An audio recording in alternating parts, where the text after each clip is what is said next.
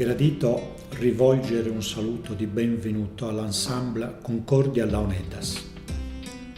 Il gruppo, costituito nel 1987, ha tenuto concerti in diverse nazioni europee e oltre Atlantico, ha inciso CD e collaborato alla stesura del bel libro dal titolo Launetas.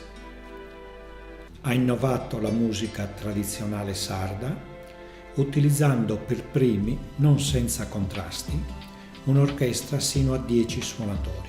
Cagliari è conservato un bronzetto uragico che suona 3 calami e secondo Fara, Giulio Fara, che era uno studioso dei primi anni del Novecento, è un suonatore di Launetas, ma su questo concorda anche Liliu, che è uno dei più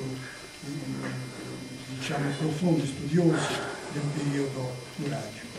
Quindi uno strumento di 3000 anni fa che ancora oggi è insieme a noi.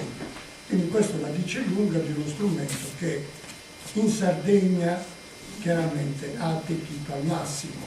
Diciamo che c'è forse la tendenza un po' a snobbarlo, però io vi devo dire che sicuramente l'abbiamo tutti nel cuore questo strumento. C'è un momento, a me è capitato, un momento della nostra vita in cui ci colpisce, magari un momento così di nostalgia, di tristezza, che è uno strumento che ha il repertorio, nostalgico, ma molto allegro. Pensiamo ai balli, ne sentirete qualcuno questo pomeriggio. Quindi è uno strumento che tutti noi sardi abbiamo nel cuore, di cui noi siamo stati sempre invitati, persino, pensate, dai logionisti della Scala di Milano. Abbiamo avuto un riscontro eccezionale, il Presidente ci ha detto: a me questo suono ricorda moltissimo l'organo di Cologna.